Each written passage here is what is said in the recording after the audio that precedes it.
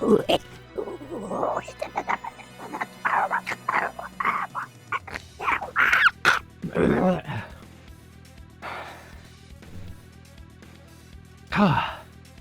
made me lightheaded.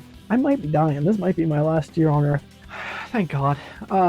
Welcome back to Tubiween in much brighter spirits than yesterday. Because today, I watched a good movie. I wouldn't say it was great.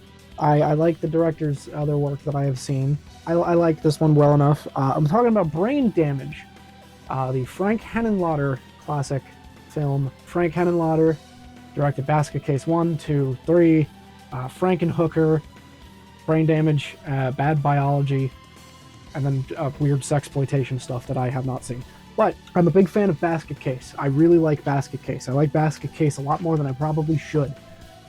So I wanted to watch another Frank Henenlotter because I was like, you know what? I like Basket Case that much that I'm putting all faith that the director will not disappoint me. And he didn't, but I won't say that this was like the most entertaining or endearing movie.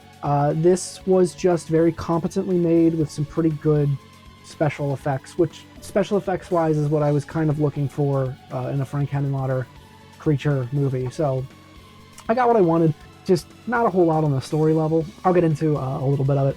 But first things first, I want to talk about the cast a little bit. So this stars Rick Hurst. This stars Rick Hurst. I'm going to go with Hurst. Star of Warlock 3. I'm not, you can't move on from that. Jennifer Lowry, star of this movie. Gordon McDonald, star of Drive Away Dolls. Anyway, that's probably the most recognizable thing that Gordon McDonald was in is Drive Away Dolls, written by Ethan Coen, one of the Coens. I think it's one of the Coens. Yes, yeah, it's one of the Coen brothers. It's not just somebody that happens to share a name. And John Zachary, who is the voice of the creature, who's in Frankenhooker, Geek Maggot Bingo, Vampira the movie. That's really the biggest thing. The Perfect Woman. But yeah, it's not a very star-studded cast, but what's important here is our premise and creature, and those are pretty good, honestly. This is a pretty mundane, kind of low-key review. I would say, in terms of everything, this is the most, like, average. There's nothing to get, like, frustrated about. There's nothing to get too excited about. It's just, it's there, you know? I don't know how better to describe it. So, Brain Damage, our basic plot is, I'm skipping ahead because getting the explanation for what the creature is happens, like, 40 minutes in. Our premise is a creature of God. Origins dating back to, like, the 1300s. And owned by like kings, queens, dictators, whatever, is chilling in a bathtub in an old couple's apartment. And we do not see it there, but they're feeding it animal brains because it feeds off of brains. So they're feeding it animal brains, which keep it weaker so they can control it. And it basically like sticks a needle in your head and then puts blue goo in your brain. And that blue goo makes you just higher than anything. You're smelling colors and hearing the colors, and it's just it makes you higher than anything. It's this whole movie's kind of just an allegory for a not very subtle allegory for a drug addiction. And the creature is like this worm thing, and it latches to the back of our main character's neck, so it can like stick the tube in the back of his neck into his brain and just secrete the juice. And every time it does that, it needs to eat to replenish its juices. That is really it. That is our whole plot. It could not be any more simple. It is that. That's it. The only thing you can really talk about with this type of movie is like the scenes.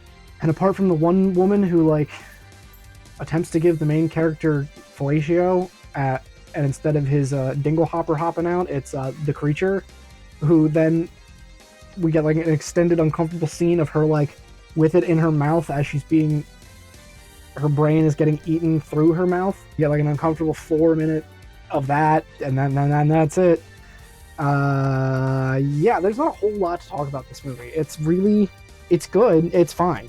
It's good enough for what it is. I personally like Basket Case more. I think Basket Case is much more outlandish and much more like, I think the cheapness and like griminess of Basket Case really lends to it in comparison to this, because this definitely feels like there's more of a budget, there's more of a permission to do things than there would have been in Basket Case, because with Basket Case they didn't have permits to shoot in New York. They were just, Frank Henenlotter was just in the car filming the actor as he's walking down the street in 1980s New York, and it's a perfect time capsule of 1980s New York. Basket Case and Maniac are like a perfect time capsule of what 1980 on the dot New York looked like. And I think Basket Case is just overall more charming. I think the creature effect in general is better than the creature in Basket Case, but I think the Basket Case creature is much more memorable than just a worm. The worm, however, does have these tiny little eyes that are neat, and like a unhinging jaw with like hundreds of teeth, and those are neat looking. But yeah, there's really not a whole lot to talk about with this movie. I really feel like this is gonna be one of the shorter ones, because the only other thing to mention is how the movie ends, which is the main guy is getting more of the juice in his brain, and somebody comes up behind him and squeezes the creature so hard it squirts way more into his brain than it should, and also makes the creature like bleed out and die. And then when Brian, who's the main character, goes home, he lives in an apartment with his brother. When he's home, he's getting like these lumps on his head that are like extending way out to here, and he takes a gun and shoots the lump, and then beams of light shoot out, and we just like pan the camera up through the beam of light, and there's like lightning bolts and whatever, and then the credits roll. I thought initially that was like birthing another creature. Like, I thought that was going to be like, oh, we're going to see a creature rise out of his head, and that's like his brain being used to make a new one. No, it's kind of ambiguous as to whether or not a new one's being made, or if that's just it. I don't know. I rated this movie fairly high, mainly just because I'm putting my bias towards entertainment aside, and I'm looking at this from technique and whatever. And while there's not a whole lot of interesting filming or cinematography techniques, the effect work on the creature is pretty good, and what the vision that we see from Brian's perspective when he's high is also like pretty cool. Apart from that, though, this is like really an average movie. This would be like a 2.5, like a perfect, if you were to take the 5-point scale and just put it in a 10, 2.5 would be 5. This would be like a perfect 5 out of 10 average, but just for that little extra boost that you get from a Frank Henenlotter creature movie, I've given it a 3 out of 5. It's the only one that I will say comes with the caveat of it's 3 out of 5, but it is not that entertaining. It's not that entertaining or that engaging. If you like seeing special effects and practical puppetry, you'll probably find something to appreciate in this like I do, but it's really not that interesting. I think Basket Case is better. I have not seen Frankenhooker for, I feel like, obvious reasons. I probably will at some point, but I don't know. I feel like I gotta work my way up to watching Frankenhooker. This Halloween with the boys at our annual Halloween party, there's a chance we'll watch Basket Case 2.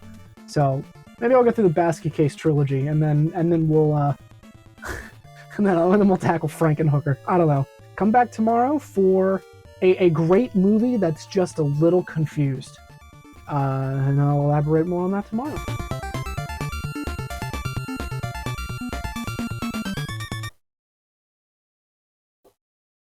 What the fuck?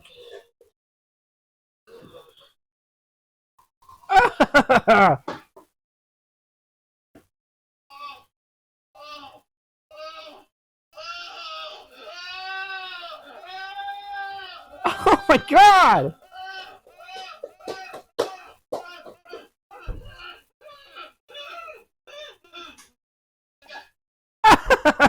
What the hell?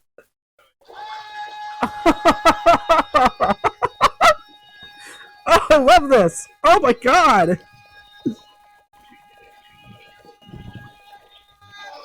Jesus!